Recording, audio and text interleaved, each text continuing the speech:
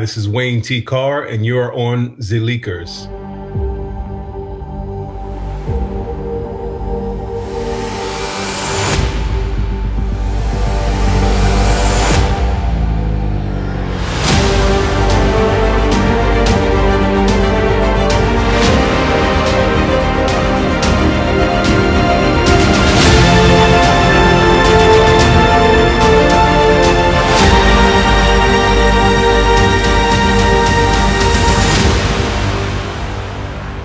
Man, really, I'm glad to have you on the show.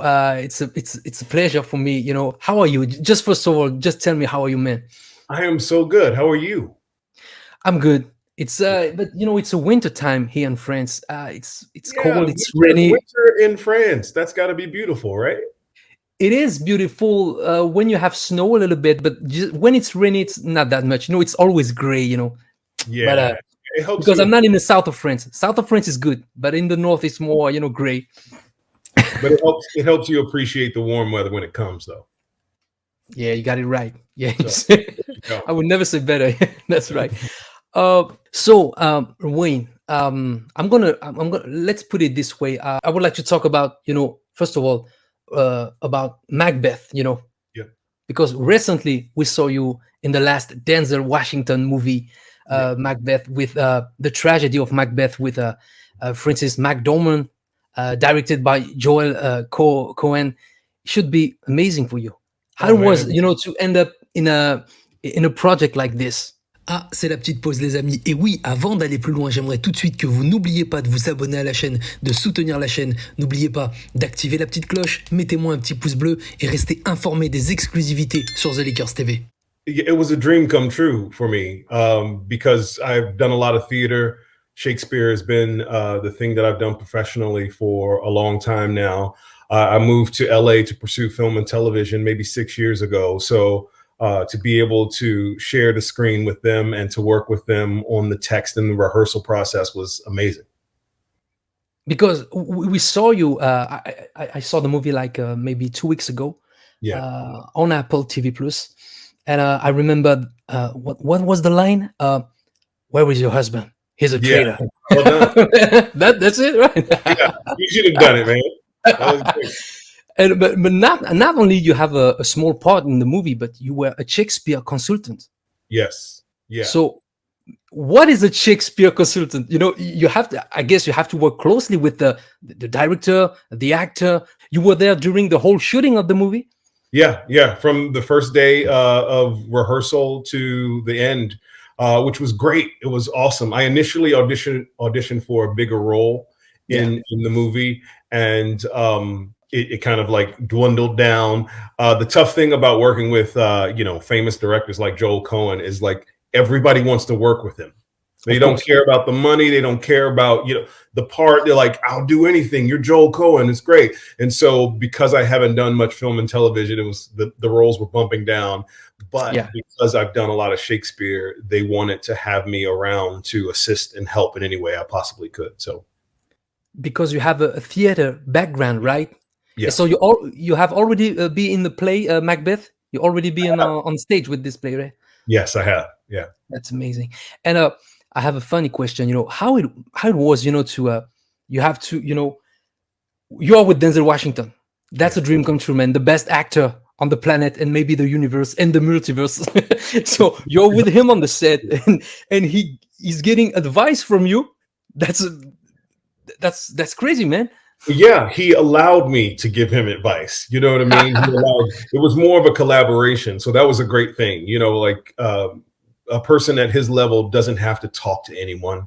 He doesn't have to answer to anyone. He doesn't need to take advice or share his thoughts with anybody. He allowed me to be a part of his process. So it was great. It was an honor. Yeah, I bet it was an honor. And the movie was like an actual play. Like the set are built like it can be on stage. Like just an actual play, and it feels like really like alive. And I just loved the production design and everything. The fact it was in black and white, it was very intense, and we can feel, the weight of the words. I don't know if I can make myself understand, the weight of the words, it was very powerful. and knowing that you were the Shakespeare consultant on this is just amazing, man. Yeah, congratulations, man. It's really amazing. So I hope in the future we will have you know, the leading part for a Shakespeare movie. You deserve it, man. It'll be great. One day. So like, you know, I'm in France, and I want to talk to you. I'm sorry about the green thing, you know, brother. Oh, I love the green. You know, brother, it's just because very Green Lantern like. I love that. It's because it feels like I'm talking to Jon Stewart right now. Yes, you are. Let's put Macbeth on the side and let's focus on the Snyder Cut. Let me tell you a little story about this, because I'm in France, and I work on a cut of the movie Justice League back in 2018 with a fan American team, and I helped them, you know, editing a movie to try to restore the vision of Zack Snyder. So I was a part of the movement, release the Snyder Cut, because I'm an artist myself in my country. You know, I'm a musician.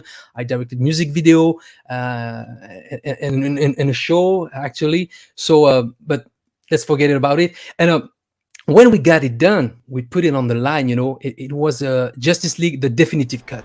We try, you know, to restore the vision. We do, you know, like, sometimes we just mute a whole scene and we do all the, you know, the sound design, the music, everything, you know, because there was a lot of shot on the internet unseen. So we put into the new cut, and it was like very, very good cut.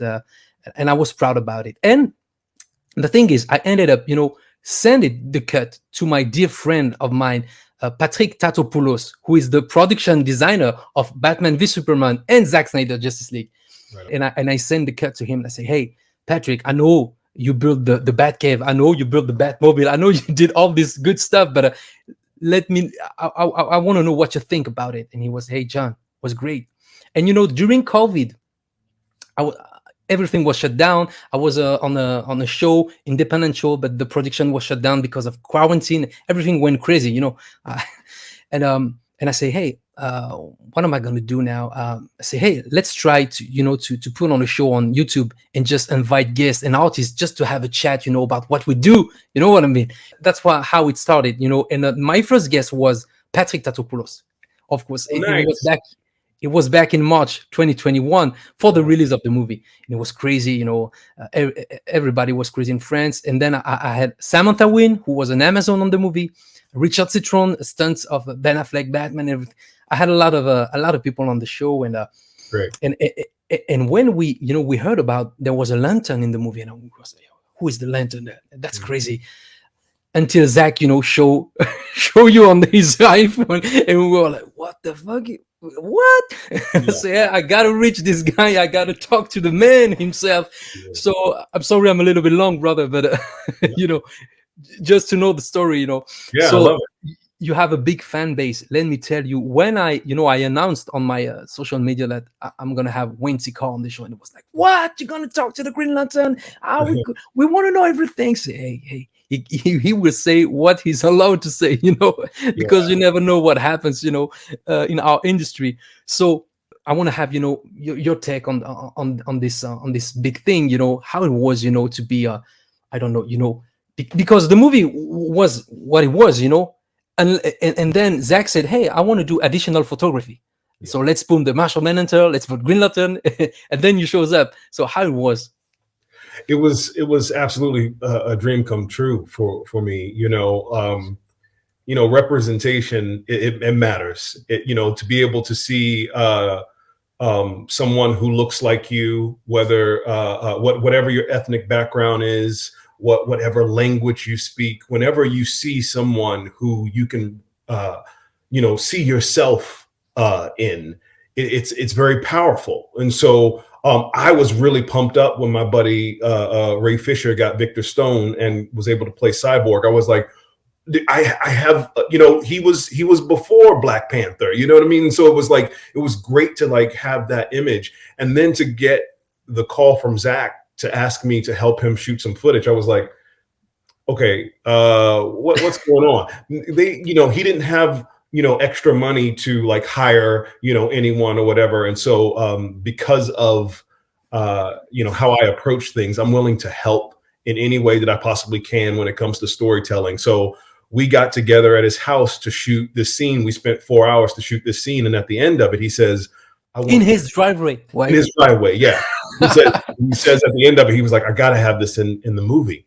And I was like, awesome, great. I was like, okay, maybe he's just playing. I don't know if this is real. It was just really, it was during COVID. Everything was like shut down.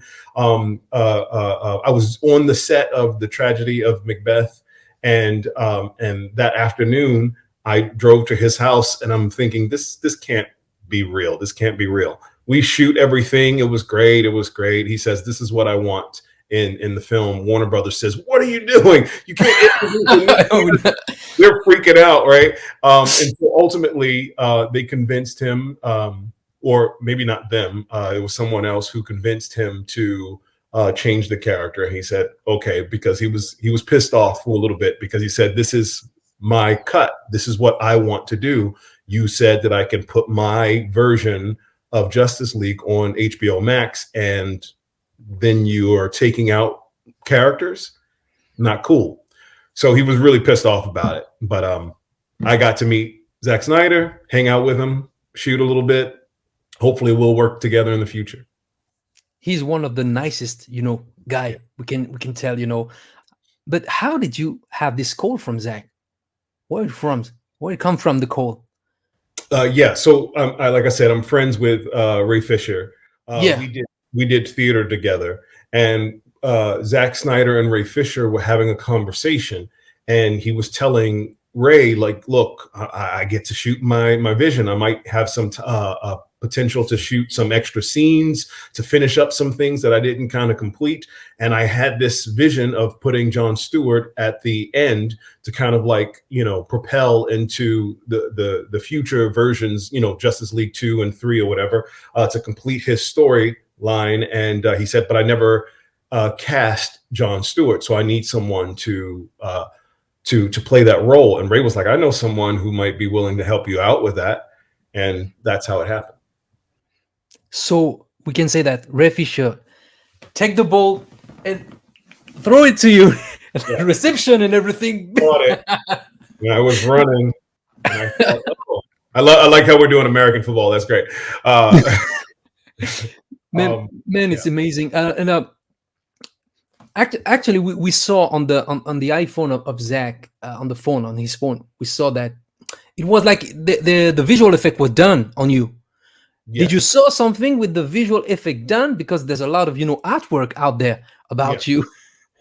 Yeah, the only visual effect I saw was the picture.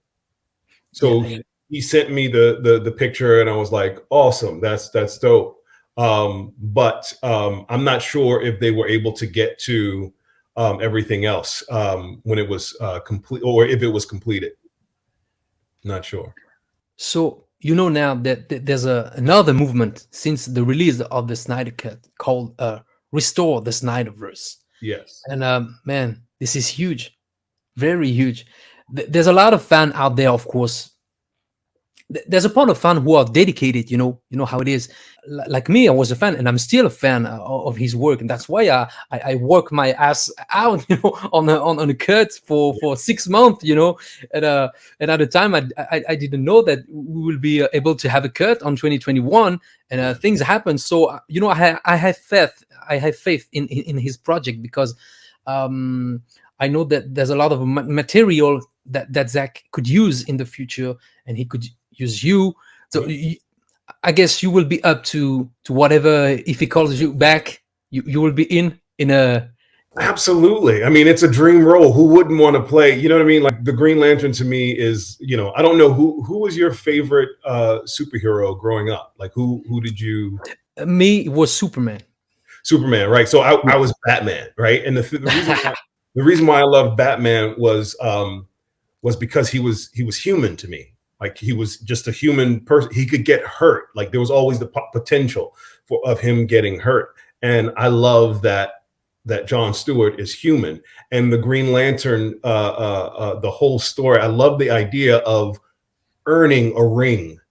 Yeah. That gives you the power to do these incredible things. So you as a human, we as humans have the potential all to be Green Lanterns if we so choose. And that's something very exciting. So if I got the opportunity to represent John Stewart on the big screen, that would be a dream come true. Man, we're gonna hope. Absolutely. So you just said to me that your superhero, your favorite superhero was Batman. Yeah. So in the movie, you talked directly to Ben Affleck's Batman. Yeah. Right. He was with you on the set, or you have to do it like a? No, it was a tennis ball. It was a tennis ball. And this is Ben. Yeah, this is Batman. So you're talking to Bruce Wayne right here. I was like, okay. So yeah. Yo, man, we're gonna try, to, with all the power we have, all the, the will we're gonna put on the table. We're gonna restore the Snyderverse. I really have faith on this project, because I don't know. This is something that they can't escape. You cannot let people with a Justice League like this and not a sequel. Yeah, I mean, I as a fan myself, you know what I mean. I just want to see the cycle completed. I want to see his vision completed. If they want to go in a different direction, I'm cool with that. Like, I'm okay with that. But because we were promised so many different things, and we've been those of us who have been following the information for however long, 2017, 2018, we want to see these stories told. So hopefully with the merger, things change, and we all have the I'm glad you bring it on the table. And there was a news today, like it's official. Around May or something like this, the merge. And we can't wait. Man, we can't just wait. Right. This is gonna be huge. How it was for you? I would like to know. You saw, just like all of us, the Justice League Snyder Cut. I would like to know how it was for you to see your friends, Ray Fisher, his completed arc, in the movie, which is completely different than what we saw back in 2017. Like, we saw the powerful acting of this guy, and Ray is amazing. How it was for you to see your brother in a movie with because he is the heart of the movie. He was powerful. He's maybe the best arc of the movie. How it was for you to be able to witness that? It was amazing. I think all of us who are fans of the story were really excited to see it fully flushed out. You know what I mean? Like, to get the opportunity to, and it's not just Ray's character. Like, I love, Ezra's character all the way through. I love, when he goes back in time and he has that flashpoint, right? When he has that moment, it's like, it's not the big three, saving the day. It's not, you know what I mean? It was awesome to kind of they've had their movies, you know what I mean? We know about them. But we haven't had a Cyborg movie. Flash hasn't come out yet, you know what I mean? So we haven't gotten their full arc. So to kind of see in Zach's version, Victor Stone kind of come to life a little more, getting a deeper understanding of what his motivation is and what has hurt him, and what moves him, and it was amazing to see. It was very, very touching. So I was proud because I was able to see what he was talking about in the beginning, back when they shot it initially, and I was not anywhere near a part of it. I was just a fan and a friend of his, and he was telling me about his experience, and it wasn't good once Zach left.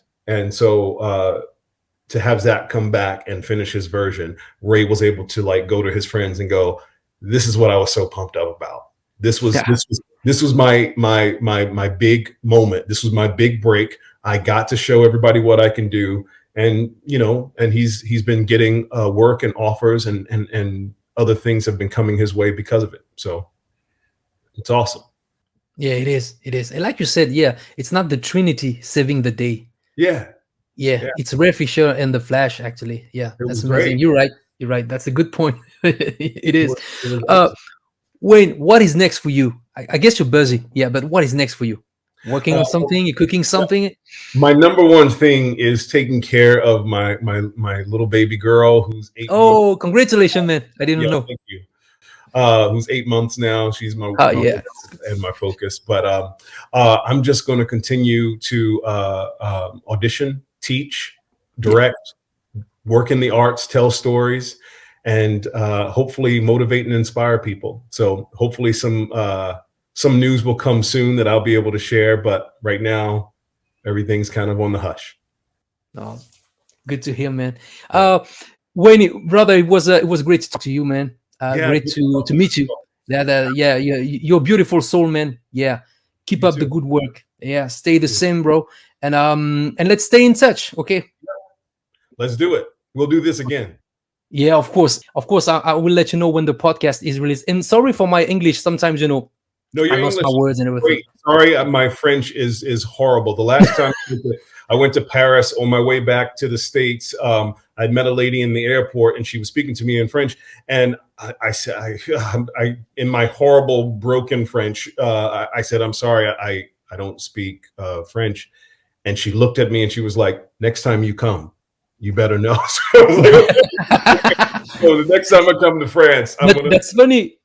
That's funny you talk about this because I was watching the Tragedy of Macbeth, and like I told you, it's powerful in English, of course, because this is the material source, of the thing. But we have a very good French version, dubbed French version, and the powerful words in French. It is very, very nice to hear. I bet. You should like it. You should like it, man. I'm telling you, this is powerful, man. Yeah. So congratulations again, Wayne, for what you do, for the Tragedy of Macbeth, and for being the Green Lantern. And I'm sure we're going to see you as John Stewart in the near future. Thank you, bro, to be here. We'll stay in touch. Take care. And talk to you soon, bro. You bet. Yeah. Right, bye, bro. Take it easy. Take care. Bye.